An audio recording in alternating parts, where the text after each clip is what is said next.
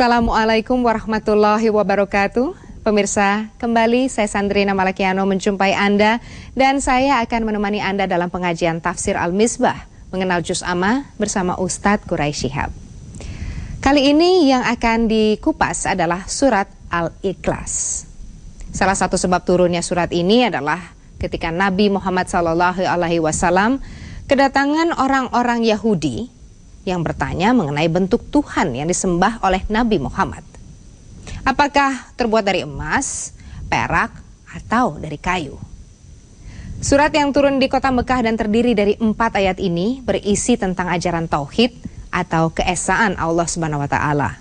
Dan untuk lebih jelasnya, kita simak saja bersama-sama uraian Ustadz Quraisy Shihab. Bismillahirrahmanirrahim. Alhamdulillahirabbil alamin. Wassalatu wassalamu ala asyrafil mursalin Sayyidina Muhammad wa ala alihi wa ashabihi ajma'in. Kali ini kita akan bahas surah Al-Ikhlas. Qul huwallahu ahad. Menarik bahwa surah ini namanya banyak sekali. Surah Al-Ikhlas, Qul huwallahu ahad, surah Al-Aman, surah Al-Muqashqishah, surah An-Najah, keselamatan An-Najah, surah Al-Jamal, keindahan, karena dia berbicara tentang Tuhan yang maha indah. Hampir 20 nama dari surah ini. Surah ini turun menurut banyak ulama merupakan wahyu yang ke-19 yang diterima oleh Nabi. Ada hal yang menarik. Pada wahyu-wahyu pertama tidak disebut kata Allah. Iqra bismi rabbik. Ya ayyuhal muddatsir qum fa'anzir wa rabbaka fakabbir. Nun wal qalami wa ma yasturun ma anta bi ni'mati rabbika bimajnun. Kita pernah berbicara tentang urutan-urutan surah itu menjadi tanda tanya. Mengapa wahyu-wahyu pertama tidak disebut kata Allah? Itu antara lain disebabkan karena sebenarnya kaum musyrik juga percaya Allah. La in sa'altahu man khalaqas samawati wal ard la yaqulunna Allah. Tetapi kepercayaan mereka tentang Allah itu berbeda dengan kepercayaan Islam. Allah dalam pandangan Islam kan antara lain Maha Esa. Tidak ada sekutu baginya. Kalau kaum musyrik, dia berkata, oh Allah itu punya anak. Allah itu ada hubungan dengan jin. Namanya juga Allah. Allah itu kalau mau mohon kepadanya harus pakai perantara malaikat. Jadi, seandainya pada wahyu-wahyu pertama ini, misalnya Iqra bismillah, dia berkata, kami juga baca bismillah. Karena itu, wahyu-wahyu pertama selalu menyatakan Rabbika, Tuhanmu, wahai Muhammad. Tuhan yang engkau percayai, wahai Muhammad. Tuhan yang sifat-sifatnya itu Maha Esa, Maha Suci, dan sebagainya. Bukan Tuhan yang mereka sembah. Itu dari satu sisi. Sisi yang kedua, ini juga untuk mengisyaratkan bahwa yang memerintahkanmu membaca, yang kamu mesti sembah itu adalah Allah yang Rabbuka, yang memelihara kamu, yang membimbing kamu. Nah, melihat sekian banyak wahyu yang tidak menyebut nama Allah, tetapi Rabbuka, Tuhanmu, Tuhanmu, ada kaum musyrik berkata begini, kamu ini kok sebut Tuhanmu, Tuhanmu, coba jelaskan kepada kita Tuhanmu itu bagaimana. Apa terbuat dari emas? Terbuat dari perak? Mereka kan berhala-berhala ini. Bagaimana itu Tuhanmu? Nah, untuk itu turunlah Qul huwallahu ahad. Baru ayat ini, surah ini dinamai juga suratun nisbah. Suratun nisbah itu menyipati Tuhan, surah yang menyipati Tuhan. Oke. Dalam surah ini, saya masih ingin berbicara lebih banyak. Surah ini dinamai surah Al-Ikhlas, itu yang paling populer. Ikhlas, apa sih ikhlas itu? Menyingkirkan sehingga ini benar-benar suci. Menyingkirkan segala sesuatu yang tidak berhubungan dengan Tuhan, sehingga yang tersisa itu gambaran tentang Tuhan. Apa sih yang ada dalam benak masyarakat manusia tentang Tuhan pada masa itu? Oh, dia punya anak, ya disingkirkan, lam yalid walam yulad. Oh, itu ada yang sekutu baginya, lam yakul lahu kufuwan ahad. Oh, itu dia tidak esa, qul huwallahu ahad. Oh, itu dia tidak ada orang, ada tempat yang kita boleh bermohon kepadanya selain Allah. Allahus Samad. Kita akan rinci. Jadi itu sebabnya ini dinamai surah Al-Ikhlas, surah yang menyingkirkan segala sesuatu yang bukan sifat Tuhan. Oke. Kita kembali. Qul huwallahu ahad. Katakanlah dia adalah ahad. Dia. Ada disebut sebelumnya. Siapa dia itu? Tidak ada. Nah, bisa jadi huwa itu nama Tuhan. Ya, ada orang-orang tasawuf kan itu berkata hu. Itu ada orang-orang ahli tasawuf berkata nama Allah itu unik. Karena kalaupun Anda menghapus satu hurufnya masih menunjuk pada Allah. Alif, lam, lam, ha. Hapus alifnya, dibaca apa? Lillah. Ya. Hapus lamnya lagi. Lahu. Ya kan? Hapus lamnya lagi. Hu. Persingkat hu. Ah. Kenapa orang berkata ah? Mengeluh. Siapa yang dipanggilnya dengan ah itu? Semua yang mengeluh, orang Inggris, orang Indonesia, orang Batak, orang Makassar, itu sadar atau tidak sadar Anda memanggil Tuhan pada saat Anda mengeluh. Ya kan? Nah, itu Allah katanya. Jadi hu menunjuk kepada Allah. Ini satu pendapat. Pendapat yang kedua, kata hu itu tidak berarti dia. Tetapi hu itu digunakan untuk menggambarkan keagungan dan kehadiran. Qul hu, ini adalah sesuatu yang hadir dalam benak. Ini adalah sesuatu yang sangat agung. Allah itu hadir dalam benak. Karena itu, kalaupun Anda berkata dia, karena dia hadir dalam benak setiap orang, sadar atau tidak, otomatis langsung menuju kepadanya. Qul hu, dia yang ada dalam benak setiap orang, sadar dia atau tidak sadar, dia itu adalah Allah Ahad. Oke. Apa artinya Ahad? Esa, kita berkata Esa. Ada kata Ahad, ada kata Wahid, ya kan?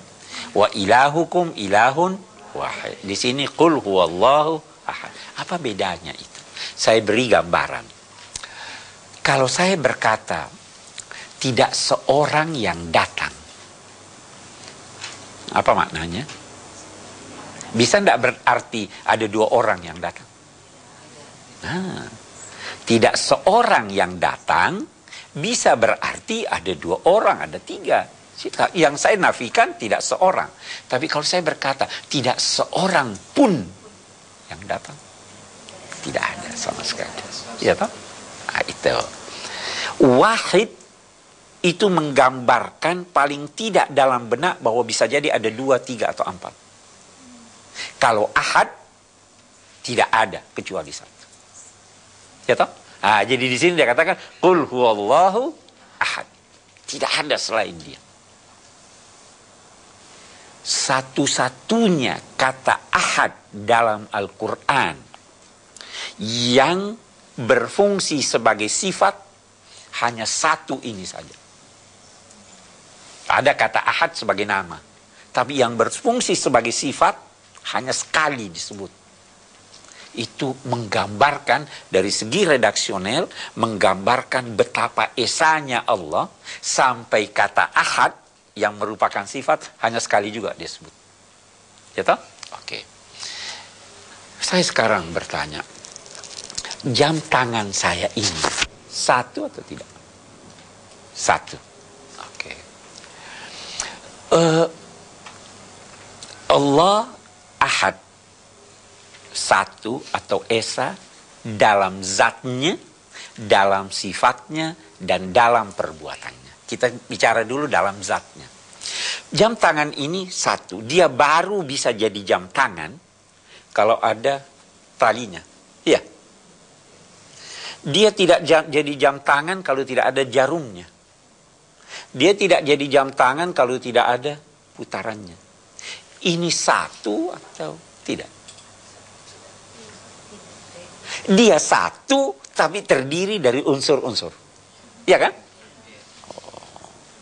Tuhan satu, esa, tidak terdiri dari unsur-unsur.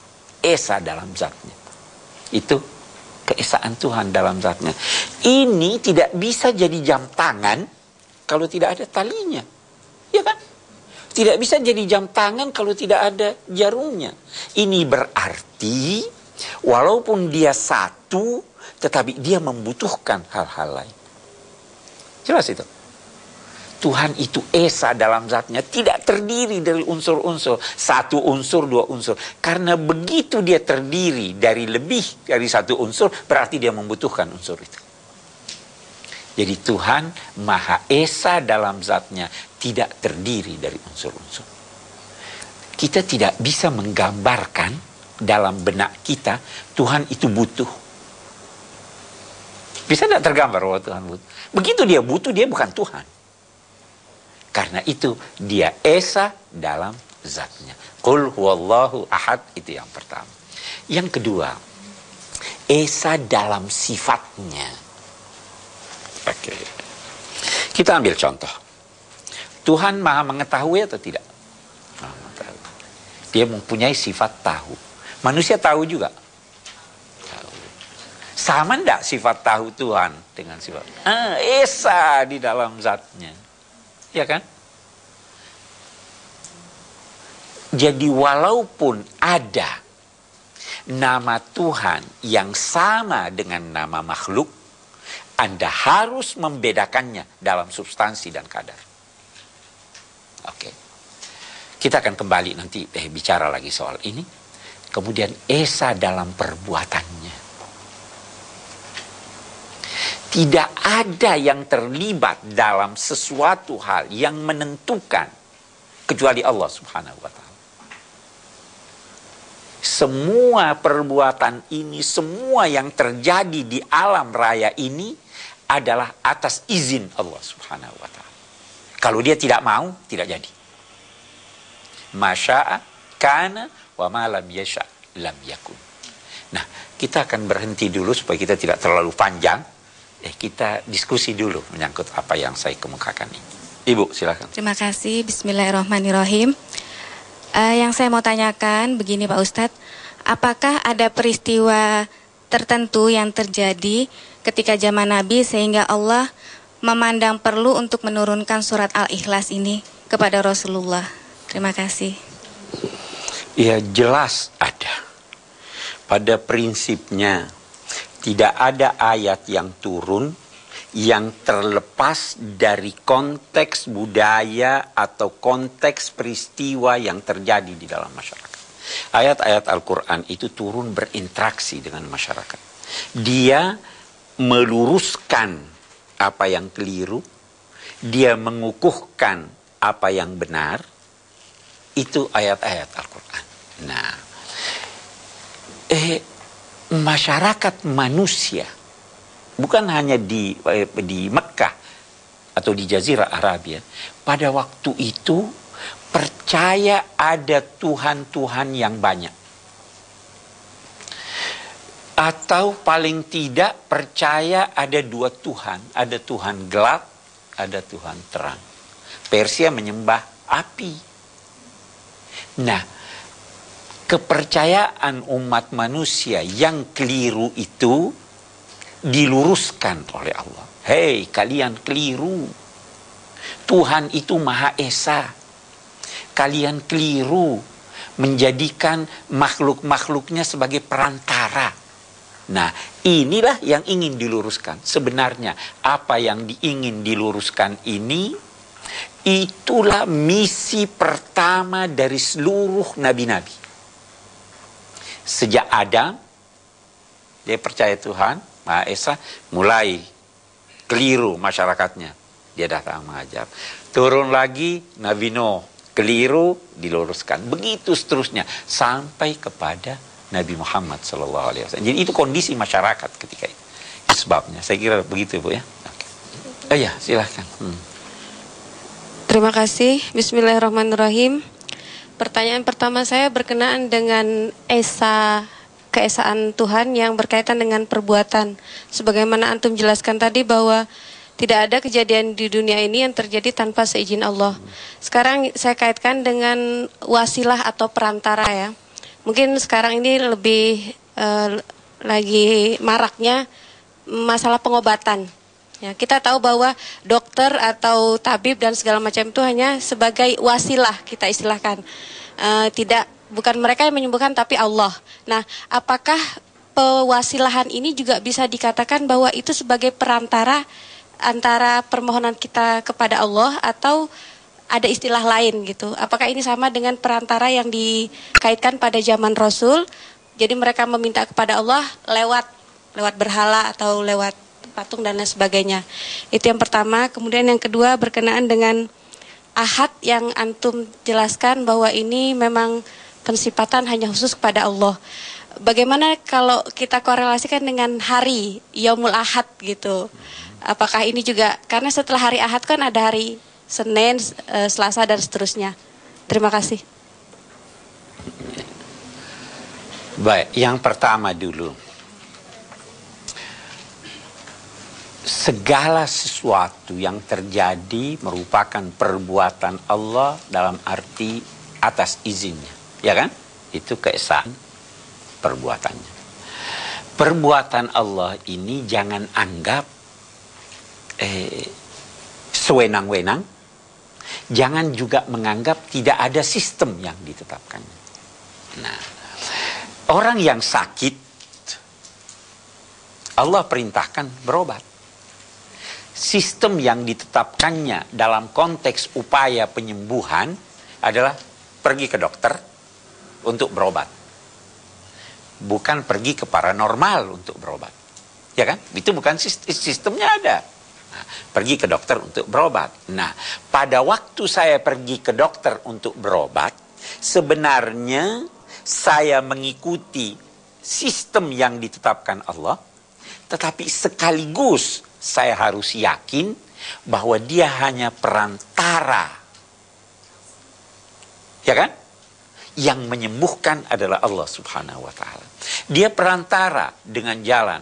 Boleh jadi Allah mengilhami dia sehingga menulis resep yang benar. Ya kan? Obat yang diberikannya bisa mempengaruhi penyakit saya sehingga sembuh. Itu sebabnya wa idza maridtu fahuwa yashfi. Itu jadi sistem ini.